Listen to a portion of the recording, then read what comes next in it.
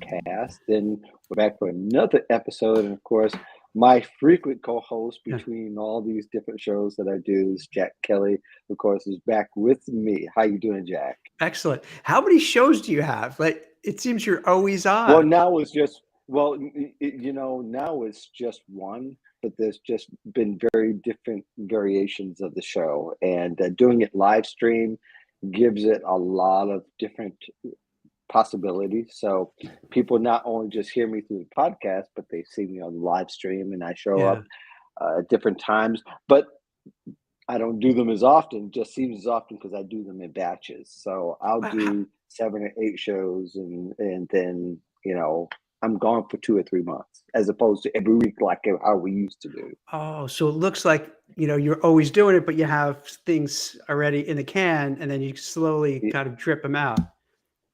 Yeah, I've been dripping out and then I'm publishing on the blog a lot more. And getting So quoted all over the writing place, one. I notice. Getting Yeah, quoted in getting all sorts of quoted major every. publications. Yeah, that's not a bad, but a lot of people don't know the hack is create content and people will find ways to find you, Yeah. as you well know. Some of it I've learned from you over the past couple of years. So, you publish more than I do.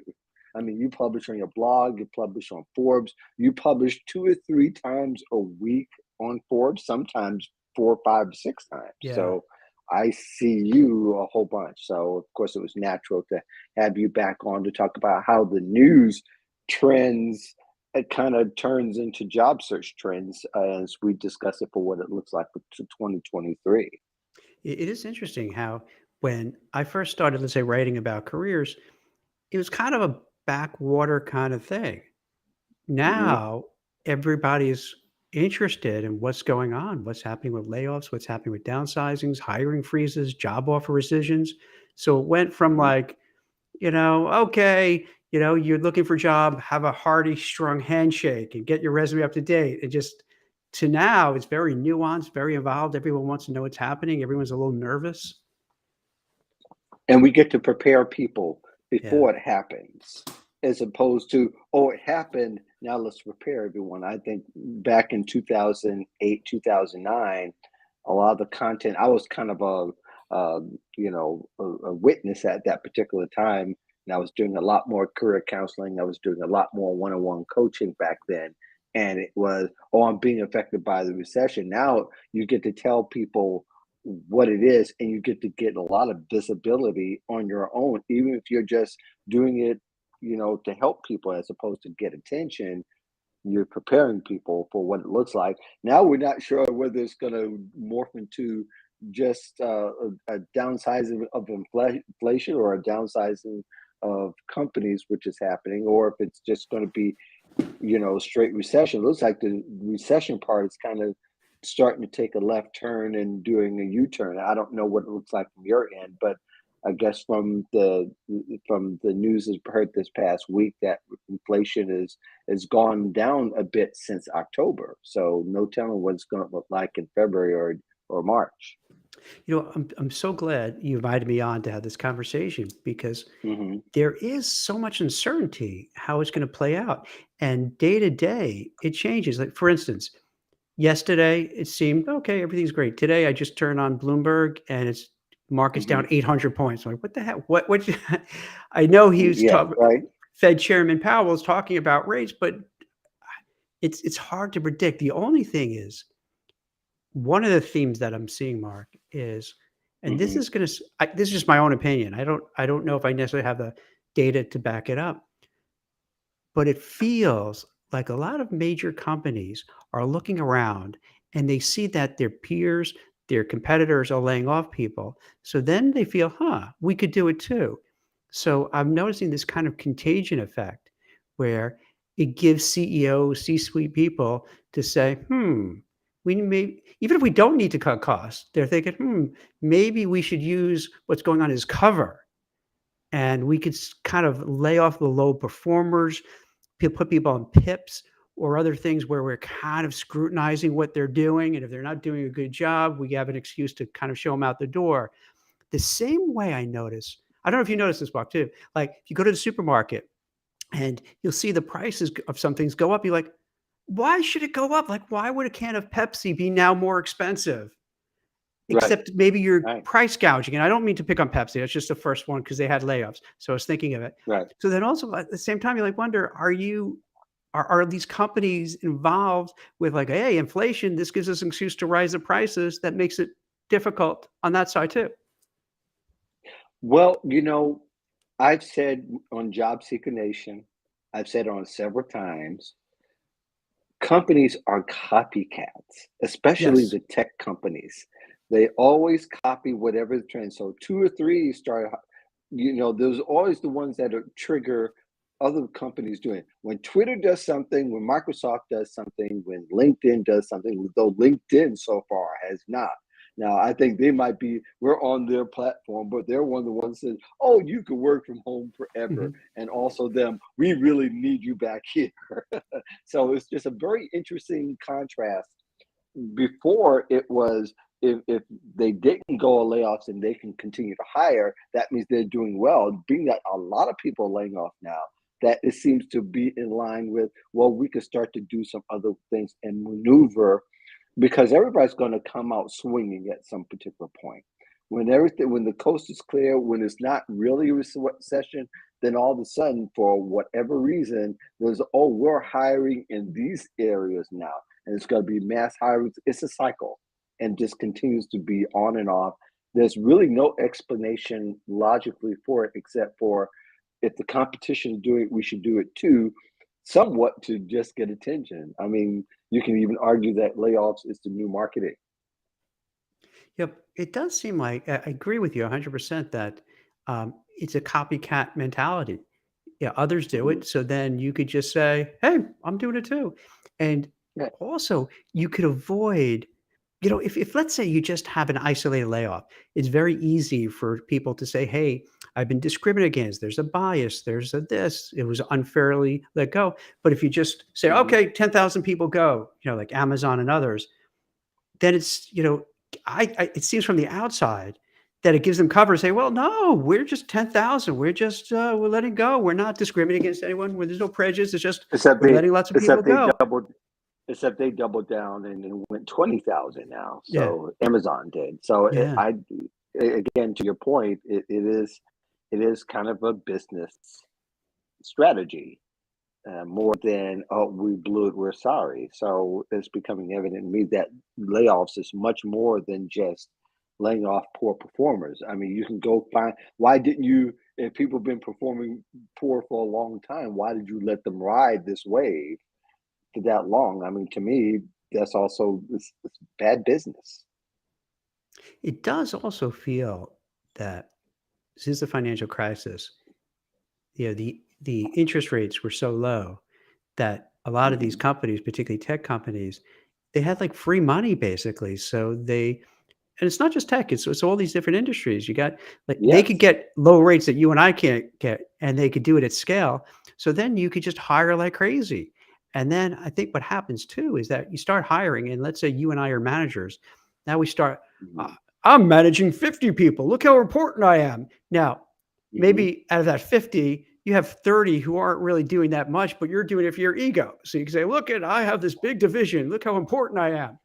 And I think there's a little bit of that going on too. So they hired too much, and after a while, when now that interest rates are rising and it's cost more for these companies to run their organizations, they're like, oh, we can't really afford to keep doing it this way. We have to let go of people. So you go, like you said, full circle. It goes Yeah. from the boom to Yeah. bust, Yeah. boom to bust. Yeah. Well, I don't know what book it is. You might remember the book that suggested that really, if you get down to brass tacks in big companies, only 20% of the workers are really carrying the 100% of the company. And it depends how you look at it. It's kind of hard to look at Amazon that way because they depend on those warehouse workers, but they Mhm. don't pay them like they don't pay them like they are doing their share of the work, being that really what people care about is my product going to be here on time. That's really the bottom line. We don't care about the innovation and all of that. We just want to make sure, is it here safe, is it here safe in one piece? And that's where we can argue with the other facets of it, but when it comes down to it, it looks like what everybody looks at is what their white collar worker force really looks like and how they're functioning, as opposed to what the other parts of the country company are doing. Yeah, you've had a lot of really smart, experienced career professionals on recently. Are you getting any kind of Hmm. consensus, what people are seeing, what they're feeling about the job market? Yeah, I had Robin Ryan and Hannah Morgan on last week. One of the things that was also being noticed, and I was going to mention it later, I'll mention it now, that there are companies that are hiring, and it's still a matter of parsing out what industry is actually being affected by the recession Yeah. and which ones are not. And what we notice that the industries that are not affected, the industries that are supposed to be affected are also hiring pretty fast, and they're hiring faster.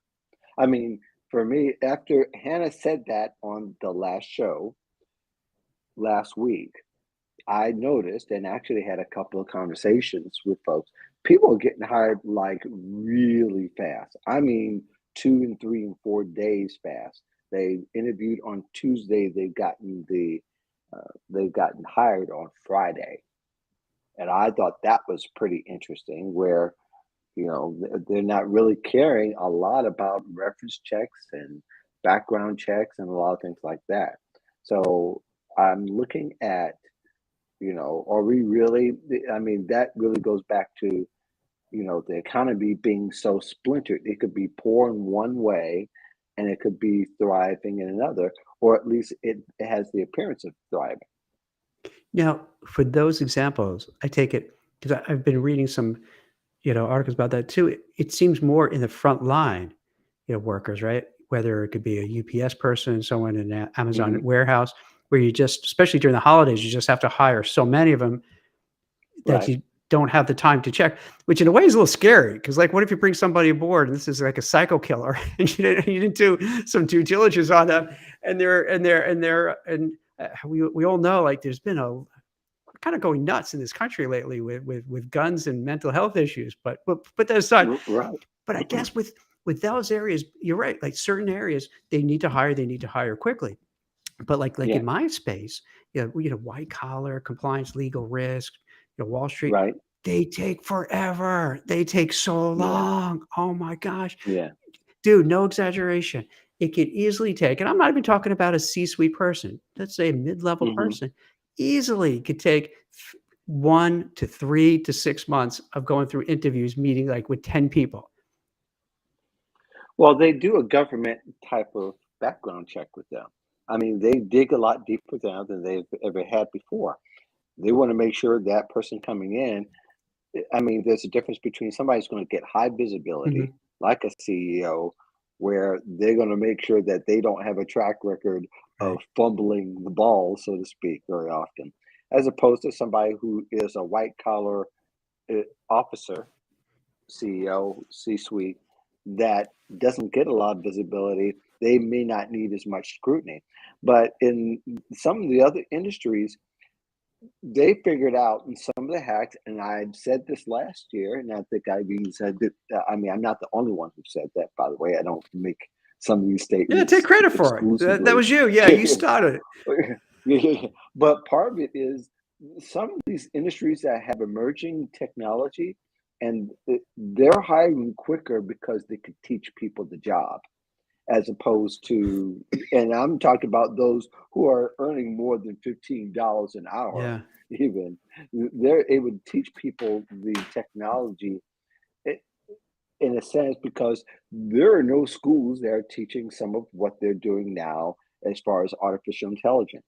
They're not. There's no school or college for it. You either get the college, you either get the certification, and Google has all these certifications, by the way, if people don't know. You can get a certification in a lot of areas where there's no school for, and in some way thread your way to a job, whether it be through referrals or applications or being in the right place at the right time and all that. So there's so many ways for people to get jobs now that if you're just looking at just applying and filling out an application only, then you are you're dismissing what's really good possibilities to earn decent salary in the next year or two.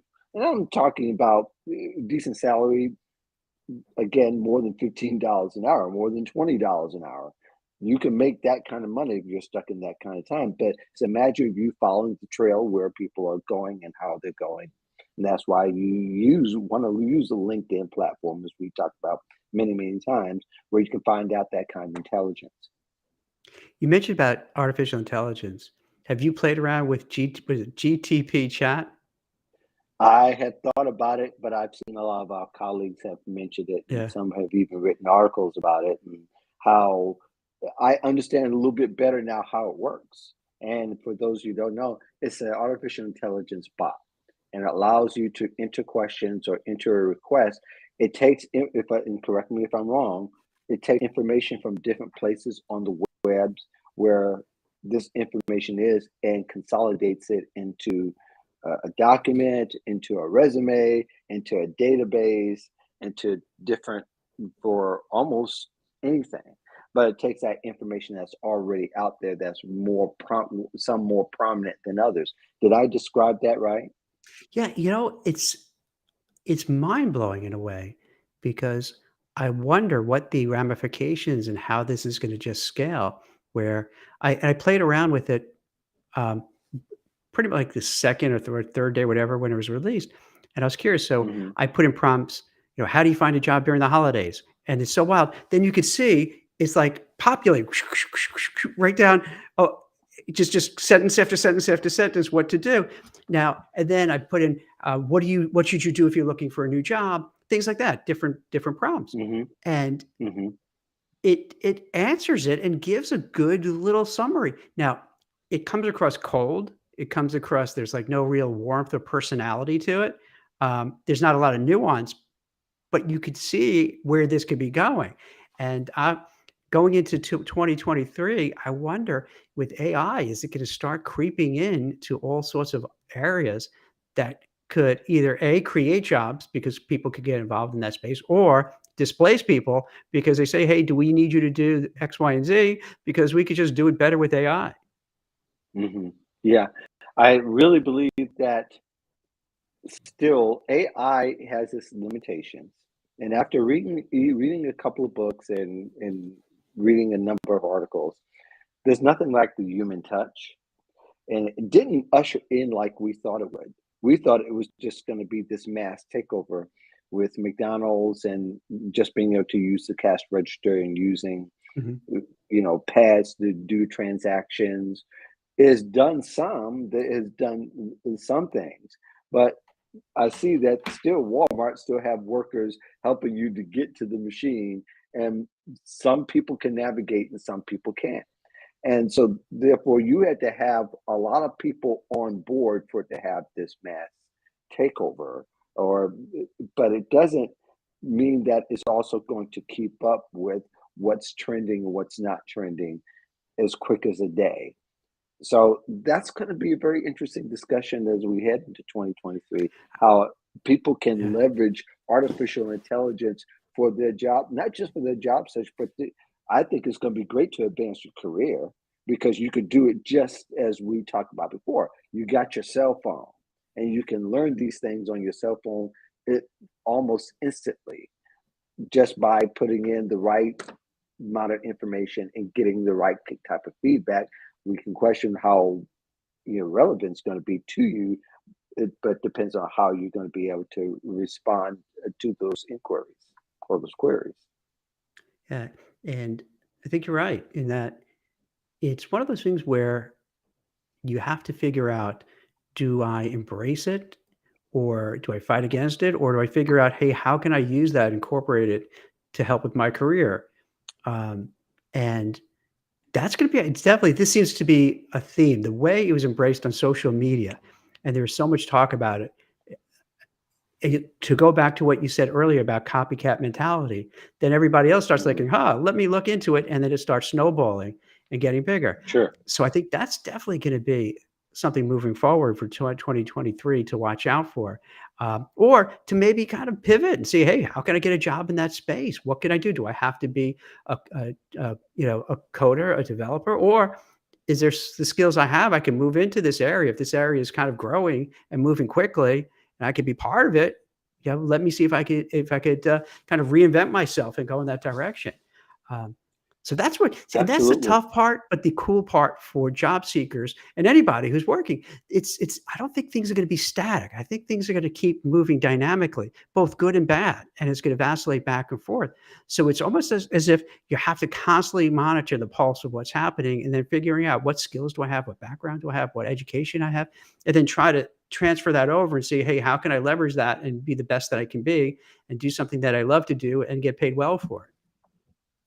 Yeah, they'll have to be transient and respond fairly fast now Yeah. because they're going to need, and whoever wins the race is going to be one of the quicker ones who's able to navigate the technology part of it. If you could do that, you can stand out in the job market. And that's one of the questions we really wanted to explore is how to stand out in the recessionary job market.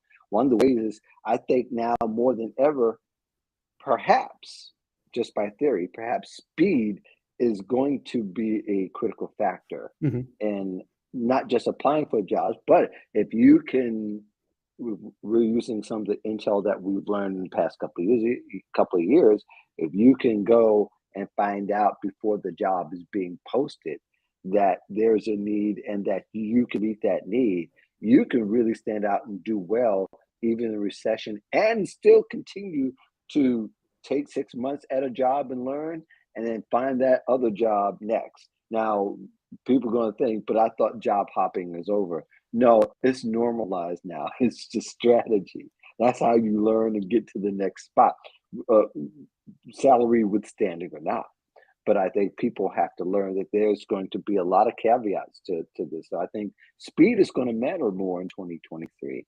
Not just applying, but getting the information, being able to take it and apply it to whatever industry that you're in, and then being able to create something that's going to be of value for an employer.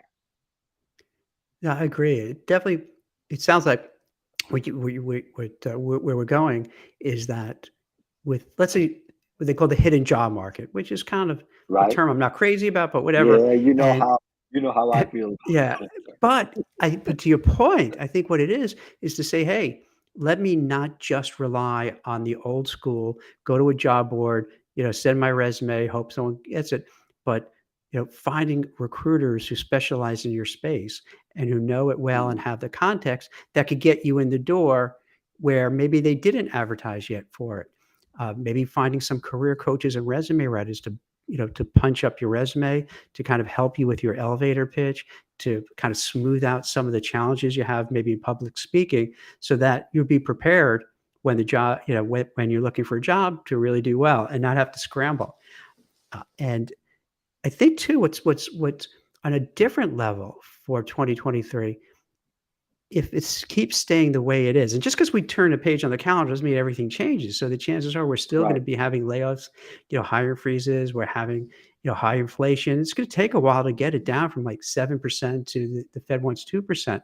And the way they're doing it is by putting cold water on the economy, cold water on the job market, and having people get out of work, which is so messed up when you think about it. So, like, the Fed, who missed inflation, saying it was only transitory, screwed it up. So now they say, hey, we have to lay people off, because we lay people off, then they can't spend money because they're not going to have the money because they don't have a job, and inflation come down. Which, if you think about, that's nuts that we run our country this way. But that being said, I think to what you were talking about before, you're absolutely right. People have to make themselves indispensable. And some of Mhm. you might not like what I have to say next, but I would even argue that you want to, even if it's a remote role, you want to go into the office as much as possible, even 5 days a week, Mhm. because in an uncertain time, and where there's just so much, you know, change in the air, so much uncertainty, you want to be there. You want to be in front of people. You want them to notice you. You want to make yourself so irreplaceable, like you're the go-to person. So even if the company is considering layoffs, Mark is going to be, overlooked for that because like, hey, that guy Mark is in here every freaking day. I see him all the time. He's always motivated. He's always positive. He's always doing something. He's always exceeding his expectations. So when it comes time, if they have to lay off, they're going to say, hey, Mark, we can't live without him. But people who might actually be as good, but who have been at home and all they do is see him once a week in a little box on Zoom, it's human nature. They'll go with the person who they see and they know and they have a relationship with, because that is harder. Because if you have less people in the office and you have to let Mark or Jack go and we're in the office, that's harder to do than just send an email to people, which is cold-blooded, to people, sorry, we're going to have to lay you off. So that's another theme I think you want to do, and you could get mad at me, and that's okay. But I think one of the things I have to do is, especially like when you're a dad, you do these things. You have to say things that, your kids might not be happy with. But yeah, you want to go in the office. You don't do quiet quitting. Don't do acting your wage. You don't do cyber loafing because you're not fooling anybody. The only Yeah, time I you're don't know fooling if those people, things. yeah, Yeah, I don't know if those things were ever really a thing as much as it was natural human behavior. When you start looking for another job, you're quiet quitting. You think about it. they It's just really they put a isn't. term on It, it. Like it, they kind of put a term to it, what like it, everyone's always it, doing. it put them right, right, and then the few people go, "I'm going quiet." When was that ever a thing? I mean, you do the natural evolution of between this job is no longer interesting. They're not paying me for the extra work that I do. They're not noticing the extra that I give, the value that I give, or the fact that I've outgrown this industry and I need to move on to something else. You started quiet quitting, so to speak. So really, to me, those things aren't necessarily a trend, except for that we have to talk about it because that's what that's what you and I write about. We're here for the conflict. We love the soap opera aspect of it, right? Don't we? I mean, having Robin and Hannah, they agree. We're here for the fight. We love the drama. That's what we write about. And that's how we kind of make our living in the way that we develop. It's like, the Hollywood gossip column, so to speak.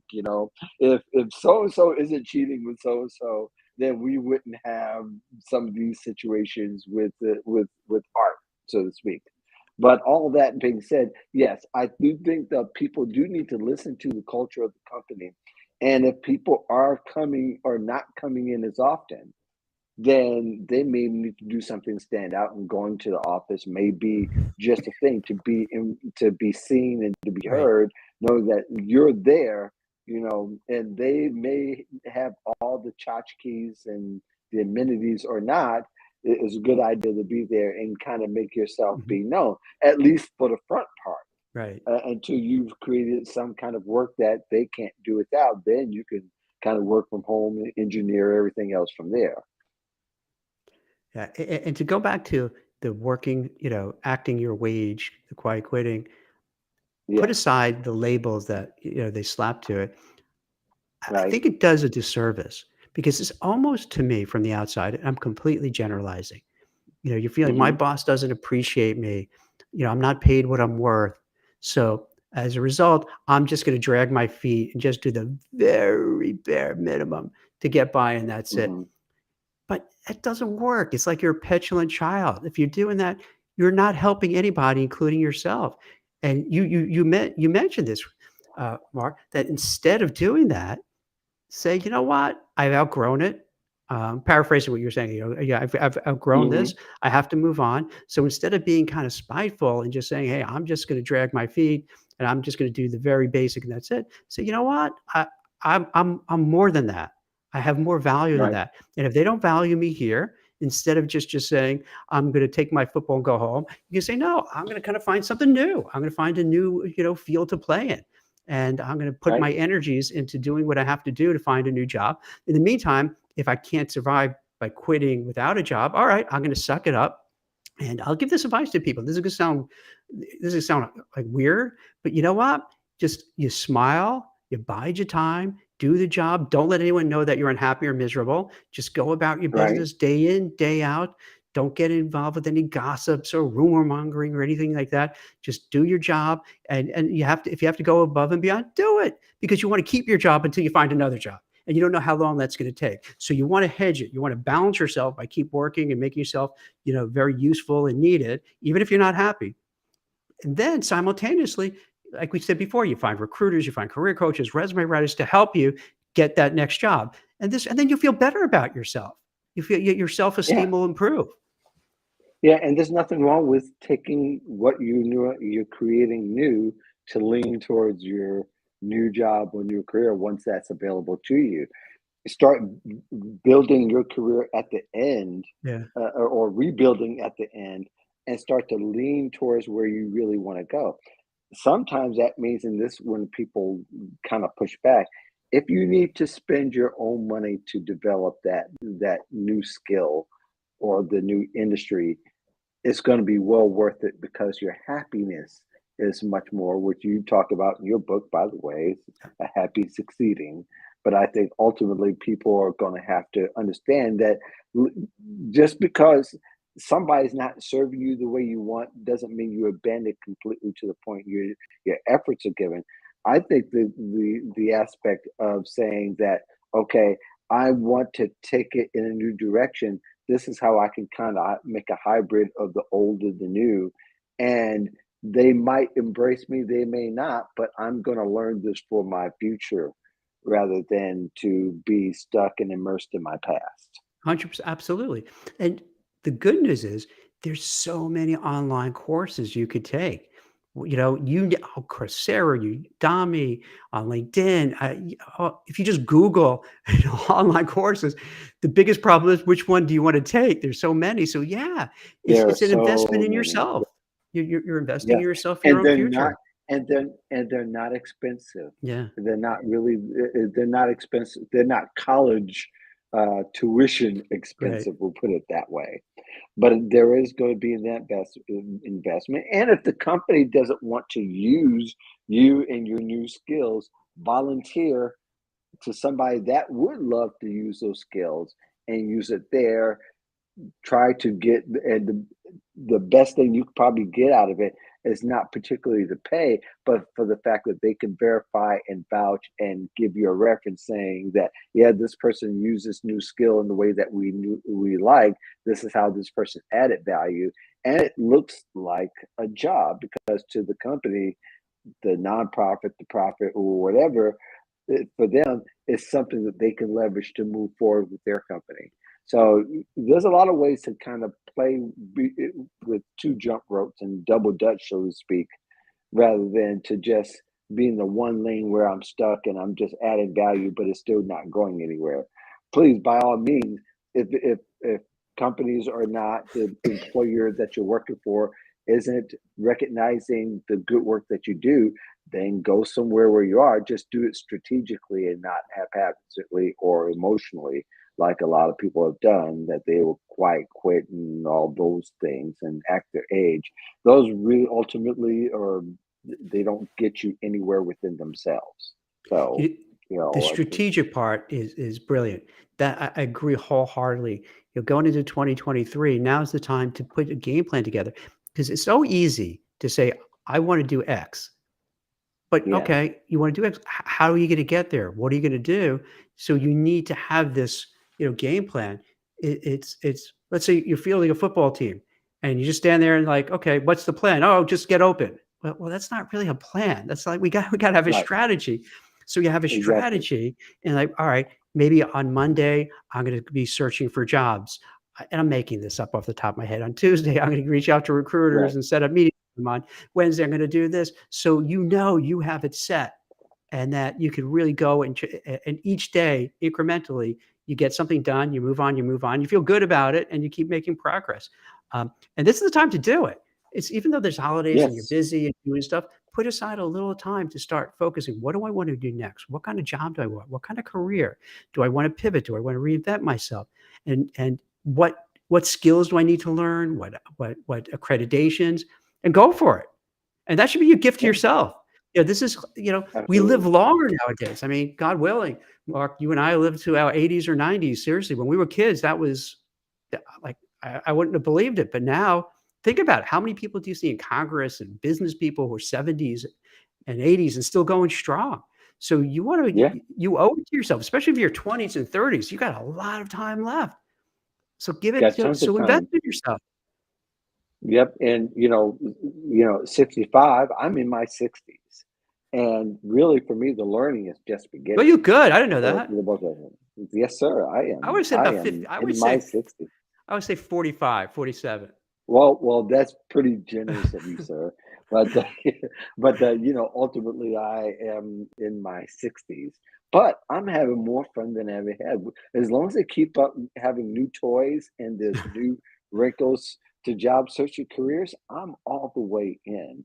So I'm loving this part now. Like I said, the more there's squabbling between companies and employees and employers, I, hey, this is what I'm here for. I'm here for I'm here like the gossip columnist is here when somebody breaks up. Well, I can I, love writing can I put about it in a this because it different, can has I put it in a different perspective than gospel because it's okay, more high end. okay, So I think what you're doing is this. This is more high end. There's this guy. I'll say Albert Brooks, but I'm not sure if that's his right name. I'm spacing on his first name, and I apologize. uh, He's a professor at Harvard, and filmmaker. he Okay, runs got a it. happiness class, right? And he Okay, teaches people, how to be happy. But the way he got there is that he worked in companies, he was an executive, all that kind of stuff, and then he reached a hmm point where he realized, I'm at I'll make up a number, I don't know what he's, let's say he was in 48 or 50, and hmm he's like, I don't have the energy that I used to have, and my mental acuity is not what it used to be, um, hmm and I don't think I could keep, and I don't have the heart to keep doing what I've been doing. So he realized, I have to change and do something different. So what he did, he said, I'm going to pivot. And instead of just hanging it up, I really enjoyed my career. I'm going to be that elder statesperson, and I'm going to offer advice and guidance and write about things that people could learn from, do videos that they could learn from, and be an educator. So in a way, hmm that's kind of, it sounds like what you're doing. You're saying, hey, I have so much wisdom to impart to people. And this is where you get a lot of joy to say, I've accumulated all these knowledges, what worked, what didn't work, failures, successes, that now I'm in the space, Mark, like you're in the space. So it's not constant, it's more like I'm giving value to people so they can learn from what the older generation messed up and what they learn from, so you don't have to do it all over again and make the same mistakes. Yeah, and I think one of the things also trending in 2023, we also have to value the next generation as much as we do the older generation because they're teaching us that if you don't ask, you won't get. If I It's were to true, break it all yes. down, if you don't ask, you don't get. If you don't step out, you won't know. And they were doing the things in the past few years that we were afraid to do for the sake of how it may look to the employer or whether it will put a wrinkle. First of all, with your relationship with your employer, it's not going to go well at some particular point. There's going to be a time where there's not going to be agreement, and I'm not talking about where there's an argument, where they say that the people that we have now don't have the skill, and they're older and they're not learning anything new, but the new people are coming in, so let's just replace them. But some of the older people say, wait a second now, we work with the younger people if you give us a chance and build this thriving workplace as opposed to just throwing the baby out with the bathwater, so to speak, or maybe the older baby with the bathwater, depending on how you look at it. But all in all, that there's this that they can coexist, and it's just a matter of what can we take old, what can we take new, and make this into something that's going to thrive from going on. Because really, I think as 2022 comes to a close, what they learn is that the older workers have more value than we thought they did because if they're able to step up to some of the newer technology, they understand the behaviors actually don't change. And I think the nature of people doesn't change. It's the same as they were back in the 60s. Mhm. The propensities, for the most part, is the same from within the 60s. Is for the fact that they are not adapting as fast doesn't make them invaluable. They just don't move at the same speed that the younger people are moving. So therefore, the perception is being looked at as being older and less useless, or yes, less useful. So I think there's that part of it where employers are. I think they're beginning to some degree in their thinking, from what I'm reading anyway, in some of the conversations, they're not discarding the older workforce as fast as they were 2 or 3 years ago, especially right after the pandemic. Uh, it's I think with the older folks, sometimes what happens is you have this not it's not necessarily ageism, it's a confluence of maybe being a certain year, but making a certain amount of money. And then it becomes easy to say, hey, Jack and Mark have been doing this 25 years. They're making, 250,000. But if we get a Gen Z or a younger millennial and we could pay them, 70,000, we just saved a lot of money. Let's do that. So that's a tough part for age group. And That that is yeah, one part of it, but I think another part of it as well is that if so and so does retire, he takes with him that wealth of knowledge. Maybe we need to keep him on in some capacity, maybe not at a full-time capacity, but do we lose out on this wealth of knowledge that's walking out the door? Because they know the organization, they know how to move within the organization, and they have all these different contacts outside the organization. Why not leverage both of them? I absolutely. mean, it's kind of hard to speak into the way we want people to behave, but I think what ends up is the people start to miss what other people bought table for years that they used to. That's valuable. And again, what older people really know, they understand is that the nature of people and the way they behave, they haven't changed. The toys they play with and tools that they use have changed. And perhaps the way that they're able to communicate and reach across different platforms have changed. But really, the behavior, you appreciate the guy that's able to add value no matter what the situation is, because that's how they've operated all these years. You're so right. So I don't know. Yeah.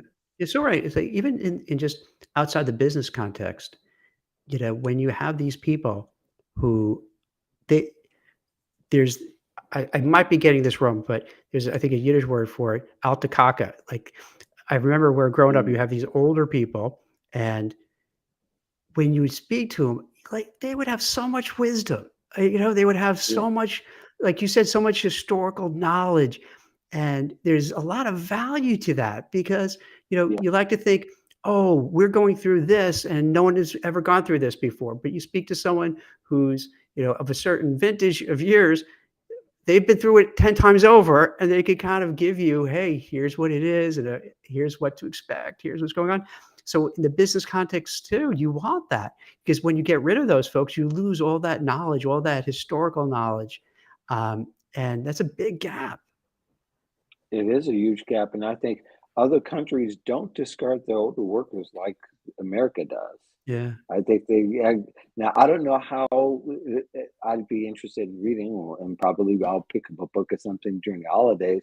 How other countries look at older workers, but I think they tend to value them more than they do in America. In America, it's about Social Security and Medicare Yeah. when it comes to retirement. But a lot of people these days now, they get to those where you Right. 67, where you can still collect Social Security and make as much as you want, and have Medicare. You can still they can still be useful. I mean, for somebody to go retire and let the sun go down on them, that's their choice. But a lot less of them are beginning to do that now, because really we are in a pretty exciting time now, where the turbulence is really keeps up our energy source, and I'm interested in actually how this is going to morph into the 70s age. We're able to stay healthier longer. We know a lot of the cheat codes to health now more than ever.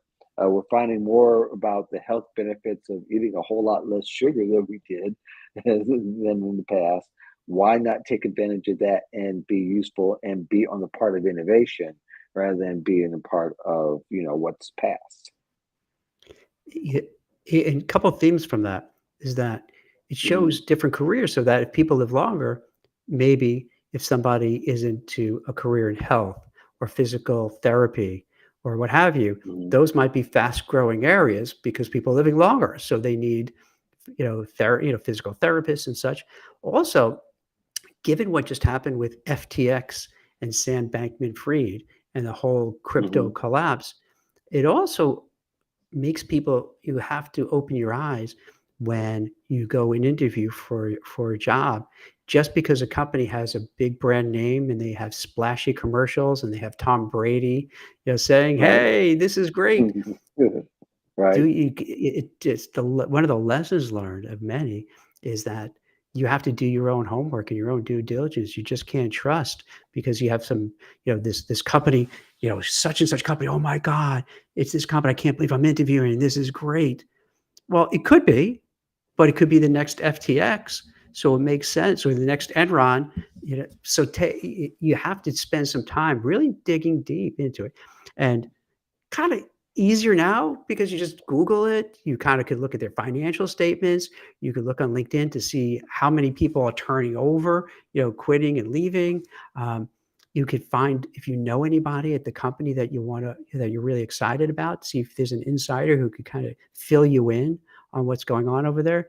So I think moving forward, it would be malpractice for somebody to interview and not really do some homework to see like what's going on. Just because it has a good name doesn't mean it's a great company. And then once you interview, and this is tough to do, admittedly, this is tough to do. You have to ask those difficult questions. You can't, Yeah. when they say, "Hey, do you have any questions for me?"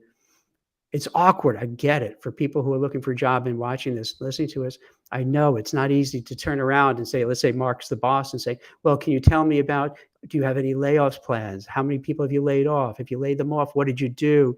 Did you tell them in person or send an email?" Things of that nature, just to get a vibe check of what's the culture like, what are the people like, or what are you going to walk into? Is it good or is it a hornet's nest? Yeah, and I'm glad we're doubling down on as far as the topic concerned, doing due diligence because there are a lot of people who don't do that due diligence. And I think what is they think they have to know a lot of different little things instead of knowing the company that they're want to interview with, that they study that deeply, Yeah. not just superficially of several different companies they're interested in, or whether they even narrow it down through companies as opposed to saying, I want this job that may look good or this salary that might look good. I think that's kind of haphazard. And I think people are doing a disservice to themselves in the past. I mean, they're still doing it that way. But LinkedIn provides so much intel about a company, a lot more than you can get from the website. Like you can go and find out and put faces and names to people who have the Mhm. positions that you want, and then connect with those people and doing it over a period of time instead of just say, asking, hey, could you refer me or can you give me more information or all these quick anecdotes if they're really interested in, and really take a look at how they communicate even over time. You get a few of them in the network, you can look to see how they're posting, if they're not posting pictures or if they're posting pictures, or if they're grateful or if they're not grateful, or if they are saying something about the company that they're really in a cryptic kind of way. You could get an idea what that culture is like.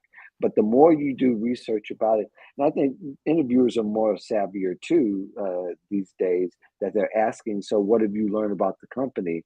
You can't go, I don't know anything about the company.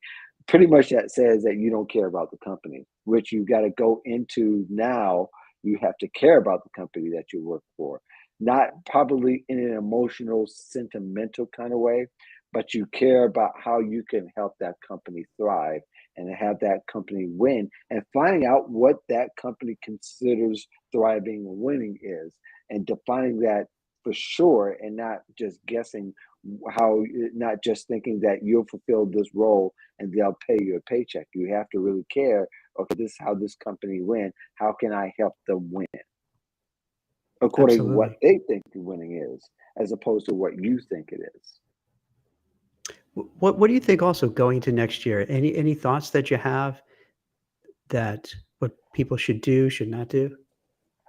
Yeah, I do have some thoughts about, how people can really, do more due diligence in their job search. And I think one of the things we talked about using, but I think using LinkedIn company page, uh, whether what term you use in information or interviews or business conversations or not, I think people need to have more of those way ahead of time as they go along in their career, more so than just when they need a job or when they're out of a job, and start doing those, not just the industry information you get, whether you're looking for a job or not, is probably some of the best information you could possibly get. And I think even just informational interviews and joining industry associations and organizations is a big part of that intel.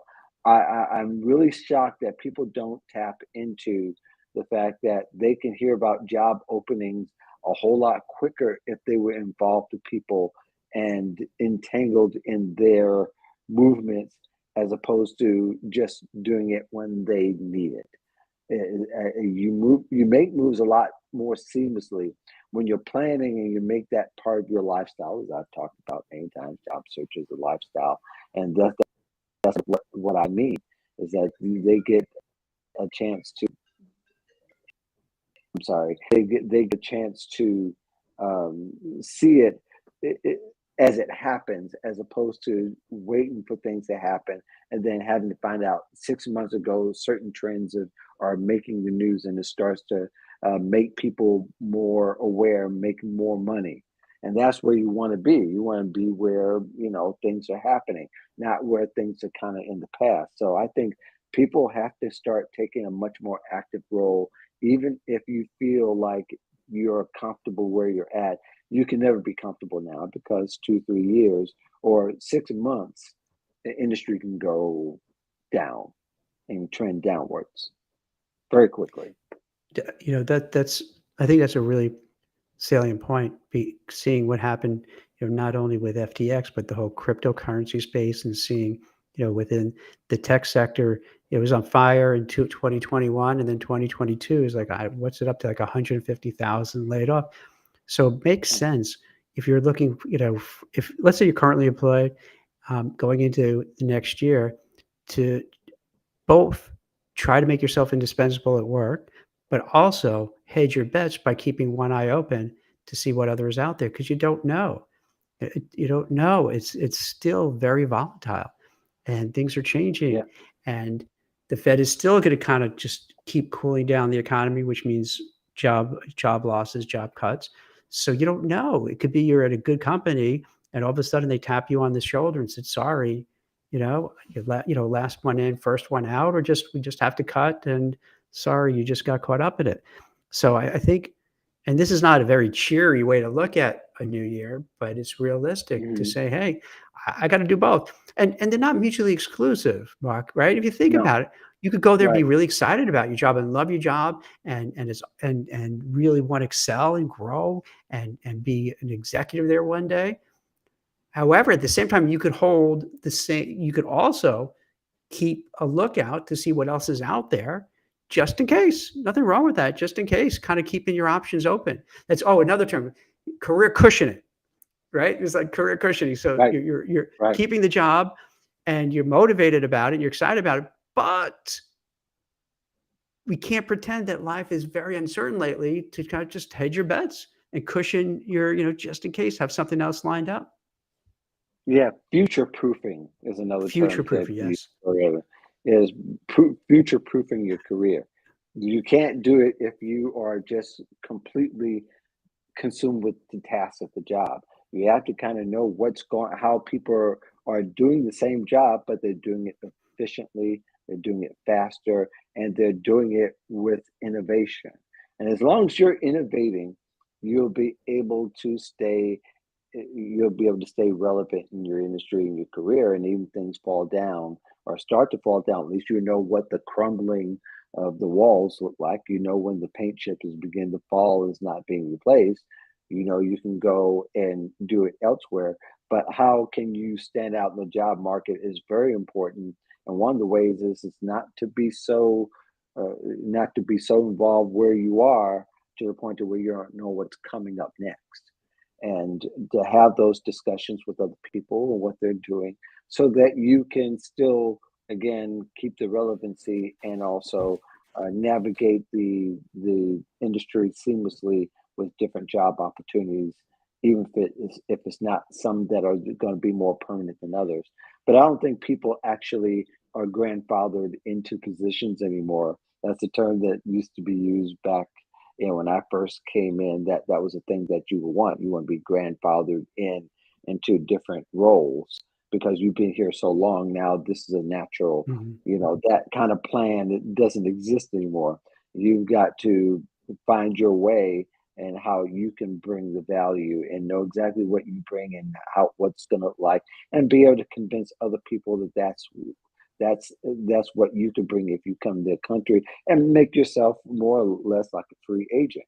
You're saying that I could be valuable here, I could fill this particular need and this particular role for this company, and this is what I've done to proven that I'm able to do it.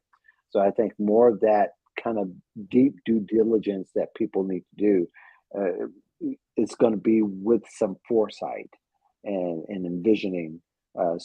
Remain on the side of innovation. Innovation is going to matter more and more and more as an individual going into 2023 and 2024 and beyond. Absolutely. Your thoughts on that?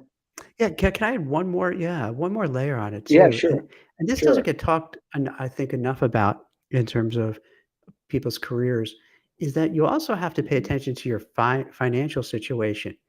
It's if you're able to put away money and save money and, have a nice emergency fund and best case, have nice investments or what have you, it does take off a lot of the pressure because I don't have to just take any old job. I got a little cushion that Right, I can kind of look and keep waiting till I find that right opportunity.